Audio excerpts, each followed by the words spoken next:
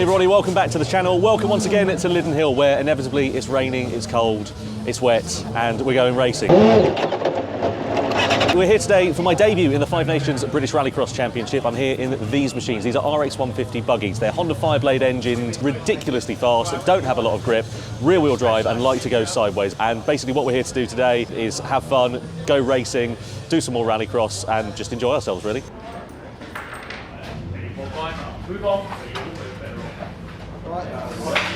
So this is an RX150 buggy. Basically, it's a space frame chassis with a Honda Fireblade engine shoved up its arse. It comes with a bike gearbox and a bike clutch, and you only ever use the clutch when you're pulling away from the lights. So it's a completely different driving style to what I'm used to. If you don't drive it beyond the limit, you're not going to be going fast, and you're just going to be understeering like a cross-channel ferry. Other things to mention, inside the cockpit, there's just really simple controls, 4 switches, rain light, washer, wiper, and then you've got another for like an auxiliary fan.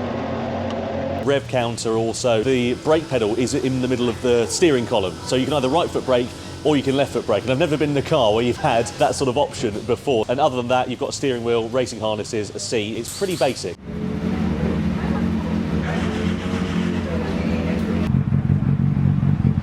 Now, full disclaimer, I have actually driven one of these before. It was at a gravel track on a test day earlier this year, and it was apparent to me that you need to use the throttle in order to be able to turn these cars effectively. So I wasn't going into it completely blind. However, it's one thing doing it on a gravel test day, it's another thing doing it under racing conditions. But you can see as we go into Talladega for the first time, following a few cars, getting quite oversteery already on this banked gravel section. So using the throttle to turn the car here, getting it into this right-hander. There's a big bump over on the inside there. That sort of unsettles the balance of the car. Get it straightened up here for this jump.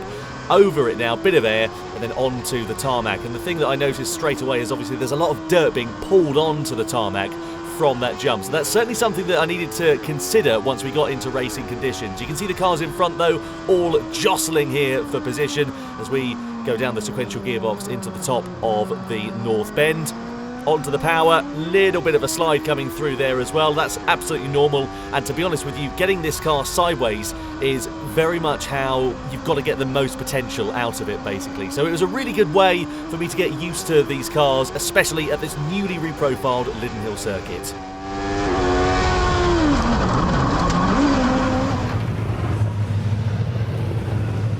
Practice went pretty well. We were P5, setting 55-second lap times, but I think that's about 2 or 3 seconds quicker in the dry than we were doing in the C2. So these are pretty quick. So we've got 3 races today, we've got 2 more races tomorrow, so we've got a good amount of time to just make that forward progress, and hopefully, as I learn the car more, learn the new circuit, that will all come together. Rain is, yeah. Either way, we'll give it some and have fun. All right, so one thing I have noticed, to be honest with you, is that I can see fuck all, and that is because I've got a smoke visor on, so I need to change that over to a clear one, which I've never actually used before. I wonder if I need to undo that as well. 3mm out the wrong socket. Riveting content. Oh, bollocks. Oh. I hate doing visors. Oh, arse. The washer there, screw there. Now where's the little... Oh, you c***. Voila. Easy. Oh, look at that.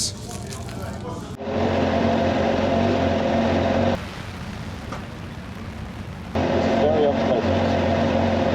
I now have a wet option. We came out onto the grid. We're starting from the 3rd row.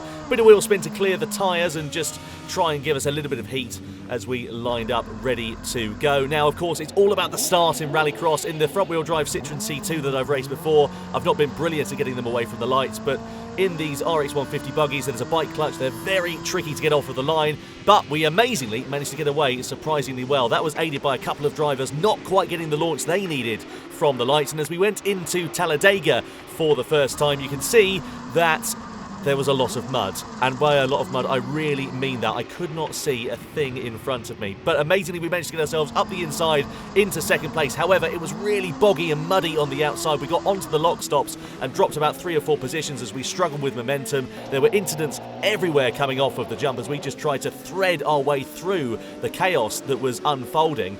You can see already my race suit that was pristine and white before the start of the race is completely caked in mud. And as we continued on, it was becoming a real issue with visibility, not only because of the mud on the windscreen and on my visor, but because my visor was actually steaming up because of the moisture that was around us. In front of us as well, there were two carts that came together. That red machine then stopped on the inside, and you can see, as I came off of the jump, big splash of water and mud, and I went straight into the back of him because I just had no idea that he was there at all. And I have to be honest with you, this was one of the most terrifying experiences of my entire life. I've never done anything quite like this under racing conditions. It was so bad that on the next lap I actually pulled off to the inside of the circuit and just decided to pootle round to the checkered flag. I had no idea where I was, what was happening, but as a matter of safety, I had to call it at that point. We did manage to take the checkered flag though, and at least finish the race. I couldn't see anything. I was driving out the side window for the first half a lap. That was scary. That was frightening. I've never known anything like that in my entire life. I just couldn't see anything, literally couldn't see my hand in front of my face. I was driving out the window at some points, driving off of the tail lights of some of the cars. I ended up having a collision with one of the cars that stopped down the bottom of the hill because I couldn't see him.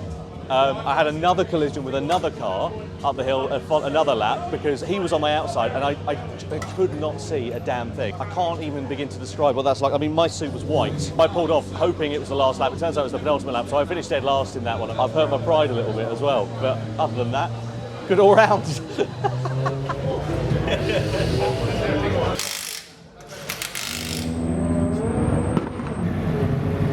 Race 2 coming up then. Weather again is appalling. Put a bit of Rain-X on my visor, so hopefully that'll help it stop steaming up, but I'm probably just going to have to run with the visor up, to be honest with you, because I need to see something. Can't go much worse than race 1 went, touch wood. Yeah, hope that it works out all right.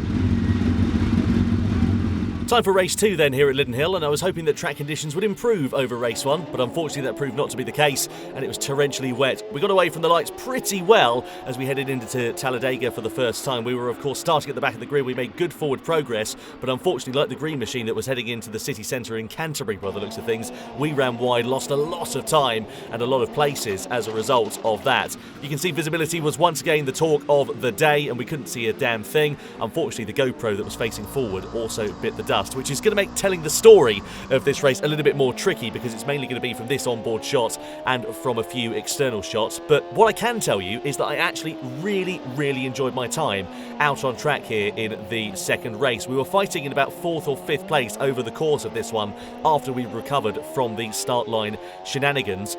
And then it was all about consistency over the course of the race. I needed to make sure that I hit my braking markers, my turn-in points, and just try to keep things facing in the right direction. I knew that this was a great opportunity to try and capitalise on others' mistakes. The circuit was getting wetter and wetter as the laps went on, and it was getting harder to keep these RX150 buggies facing in a straight line. So I knew that I just needed to be as consistent and as patient as I could and let the race come to me. And it was really good fun, but unfortunately I made a mistake coming off of the jump. We just hit a bit of standing water. We aquaplaned to the inside, fortunately kept it facing in the right direction and didn't lose too much time, but that basically solidified P5 for us in race 2, which I was somewhat disappointed about, especially in the closing stages, because we caught right up onto the back of 4th position. I had a lot more pace underneath me than they did, but I just didn't have the opportunity to use that pace. I knew that they hadn't jokered and that they were going to do that on the final lap, and I wonder whether I may be able to take advantage of that, but unfortunately it proved not to be the case, and we would finish in 5th position.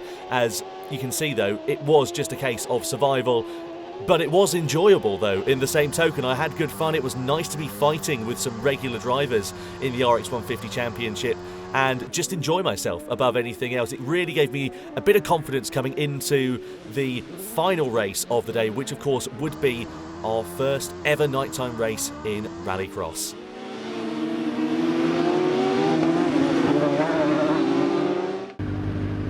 That was brilliant fun. I really actually enjoyed that. So I made a really good start, then went wide into the first corner. Everybody overtook me, and then I kind of put myself on the back foot. I had a lot of work to do. I made a few mistakes. I had an off-track excursion because coming off the jump, obviously all the water and all the dirt collates in one place, especially at the bottom of that hill.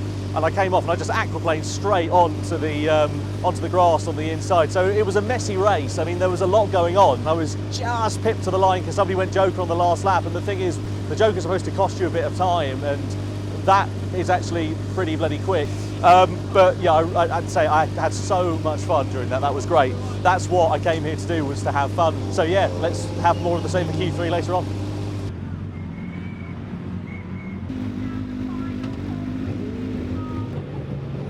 Just been out for track familiarisation here at Lydden. It's dark now, as you can probably tell. Where you've got the floodlights coming down, all that does is shine on the water, and your visibility, which hasn't been good at all day, is even worse. So I'm concerned about what it's going to be like under racing conditions, because there is a fair amount of standing water, especially as you come off of that jump. And obviously the lack of light really doesn't help that situation. So we're literally just about to head out now for my first ever race into the night in a car that obviously has proven to be tricky all day. So, you know, I'm looking forward to it, don't get me wrong, but I am apprehensive as well, because I know that this is going to be tricky. There's going to be a lot of standing water, a lot of dirt coming up, a lack of visibility. Yeah, I've just got to be careful, and I'm hoping that the other drivers are going to be the same as well. So, you know, just have fun with this one and enjoy it is the main aim, not expecting any results.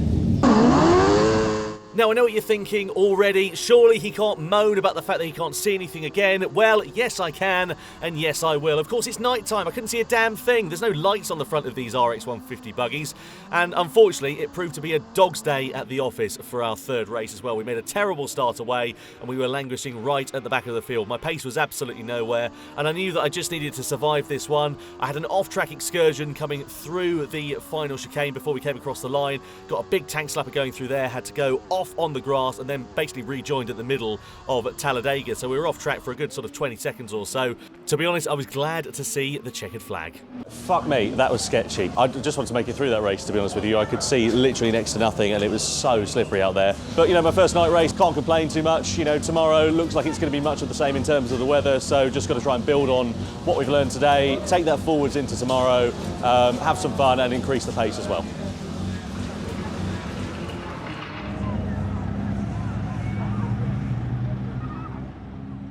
Morning everybody, welcome back to day 2 then here at Lydden Hill. Now, crucially, the weather is appalling again today, and it's been raining overnight, so the track conditions are really not good. There's a lot of discussion in the air at the moment as to whether the event's actually going to be able to go ahead just because of how bad it is, and obviously we're running on semi-slick tyres, and to be fair, the weather was slightly better than this yesterday, and visibility was appalling, so I wonder whether there is going to be a decision that's going to be made. So we'll get ourselves out on the track, just assess and see what Lydden Hill's like, and then hopefully we'll have a decision made a little bit later on this morning. That river is somewhat suboptimal. Out here is all right though. That is bad. Yeah, I mean look at that. And this is where it was really bad. I got a tank slapper in the night race here. I mean, look, it looks like a motocross track where you've got all of these ruts. I feel like a drowned rat. There's camber on this straight, so all the water runs to the inside as well. The standing water is just atrocious. Oh, goodness. You'd be flat onto here until you got to probably about not far from where that puddle is, to be fair. Where the darker part of the circuit is over there, that's where like, all of the loose stuff gets kicked up, basically. And there's just absolute, I can't describe how little grip there is. Like, can you imagine what that's going to be like when you've got 180 horsepower going through your rear wheels and an open cockpit? And again, because it's banked, all of that water runs down to the inside, so you can really see like the standing water on the inside of it. Oh dear. We could walk the rest of the way around, but I think you get the picture. The organisers have taken the decision to cancel the meeting, which is obviously a huge shame because I was really looking forward to making some more forward progress and getting back out in the car, but as I'm sure you could tell from what we had here yesterday, visibility was absolutely appalling, and you know, safety has to be the priority for everybody. I just want to say a huge thank you to the team at RX150 for getting me out in the car this weekend, to the organisers for the Nations British Rallycross Championship. Anyway, thank you so much for joining us. Don't forget to like, comment and subscribe, and we'll see you again very soon for more car and bike related content on the channel. See you then. Bye-bye.